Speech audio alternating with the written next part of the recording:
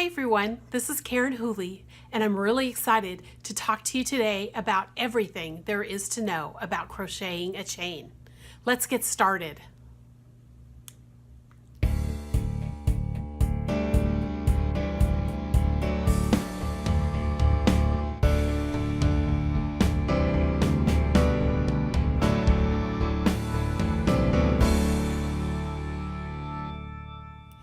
Before we get started today, I want to remind you to make sure you subscribe to my channel and don't forget to hit that bell button as well. You'll get notified every time I upload a brand new video just like this. You'll get reviews, tips and tricks, and a whole lot more. Every week I start with something new. So let's get started with today's video.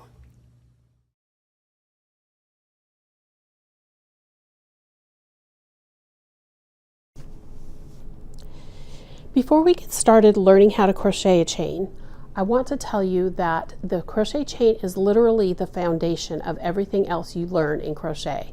You create a chain first and then you build your fabric on top of that chain. It's usually the second thing you learn. Usually the first thing you learn, if you don't know it already, is the slip knot. And what we're going to do right now is we're going to go ahead and make a slip knot. And if you don't know how to make a slip knot, go check out my video on 3 ways to make a slip knot and pick your favorite and then put that loop from the slip knot on the hook just like I did right here. So I've got a slip knot right there and there's the loop on the hook. Now once you've inserted your hook into that loop, obviously this is too big. So you need to tighten it up so that it's against the hook but not too tight. When I'm going to turn it this way, if you look here, so you can kind of see that hole right there, that gives you a little bit of space so that you can actually slide the hook through the loop as you're creating your chain, and that's really important. Don't tighten so hard that you slam the knot up against this hook, because what that does is create some drag and you can't slide your hook through the loops as tightly as you should, or as neatly as you should. So then you're going to go ahead and wrap your yarn around your hand however it is you like to hold it. I will be doing a video later on showing you how to wrap the yarn. I've got several different techniques to do that, but this is my favorite way. So first thing you want to do is you've got your knot or your loop on the hook, and that does not count as a chain. That is just a loop. We actually have to pull yarn through it in order to make it a chain, and you'll see what I'm talking about in a minute. So you've got your loop on the hook, got your yarn held, and you're going to wrap your hook from front to back. Okay, you never want to go this way because it causes things to twist. So what I call the front is the part of the yarn that's closest to my hand, and this is true whether you're left-handed or right-handed. This is the front because it's closest to my hand. This is the back because it's farther away from my hand. So the side that's closest to my hand is the front. So I'm going to go from front to back and wrap the yarn around the hook. And we call this a yarn over because the yarn comes over the hook. Now if you look at this a little closer, I'm going to bring it up a little closer, you can see that the hook is situated in a way where it starts to grab the yarn, and that's the most important part. The hook is grabbing the yarn so that you can pull it through the loop on the hook easy. So let's do that again. Yarn over, grab the yarn, and then you take the hook and you just slide it through that loop on the hook. And that takes the loop off the hook and makes a new loop with the yarn that you just pulled through. And if you turn this around a little, you can see there's your first chain. Now remember, your thumb and your middle finger are holding the knot so that things don't tighten up. Yarn over, pull through, makes a second chain. And let's do that again. Yarn over, pull through, there's your third chain. Now usually, especially with thicker yarn like this, I usually bring my fingers up after about 3 stitches so that I'm holding right underneath the loop again so that that loop doesn't tighten up on me. So let's do 3 more. 1, 2, 3. And then I move my fingers up. 1, 2, 3. And then I move my fingers up. Now I want to show you what happens if I don't move my fingers. So let's go yarn over, pull through 1, yarn over, pull through 2, yarn over, pull through 3, then yarn over, pull through 4. See how I'm struggling now? Yarn over, pull through 5, yarn over, pull. It's a little more awkward. You see how my hands are having a hard time pulling things through? And if I get closer here, you can see this chain right here is tighter than this chain, and that one's a little tighter than this one. And then if you go down, you'll see they're more evenly spaced. So it's really important to keep your hand as close to the hook as you can as you're working on these. So I usually recommend, especially with worsted weight yarn, do 3 chains, move your finger up. Do 3 chains, move your fingers up. So go ahead and keep working on your chain. Now, if you keep going and making a longer chain, you can use it for a tie on a package, or shoelaces for yourself or for your kids. A lot of people will make different colored chains and braid them together and make cute little bookmarks or hair bows or things like that. So keep going with your chain, and then when you're feeling more comfortable, come back to the video and I'm going to show you some different parts of the chain, and then I'll show you how to finish off your chain.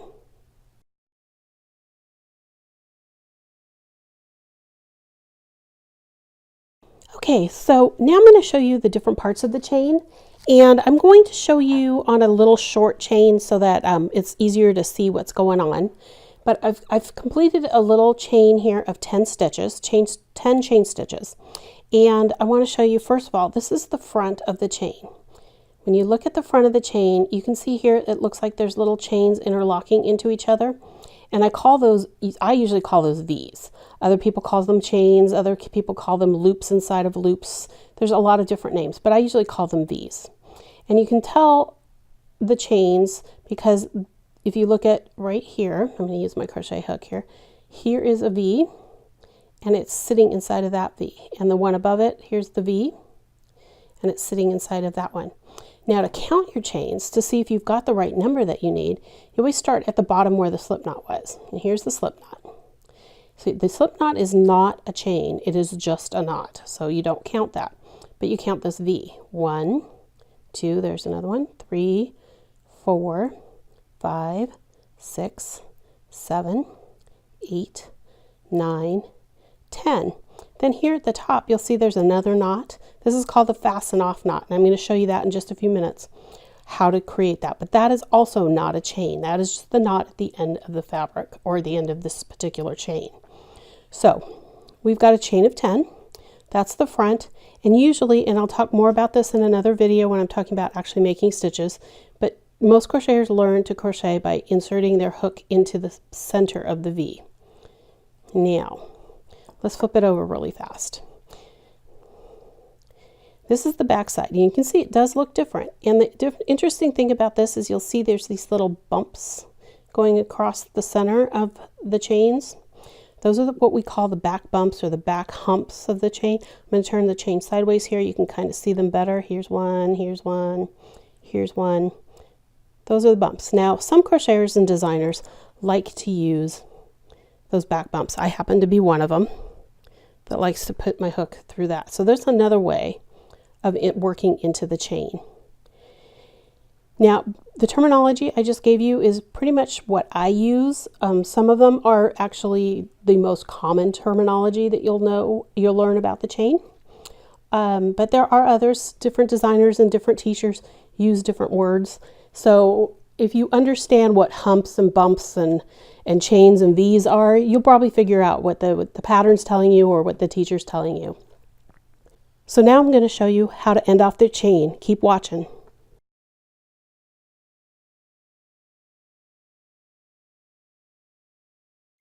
Okay, so now let's say I have finished my chain and it's long enough to wrap a package or use as a shoelace, and I'm ready to cut the yarn, and I want to make sure I have enough long enough chain that I can tie with, or have an end that I can weave in. So this is how you do that.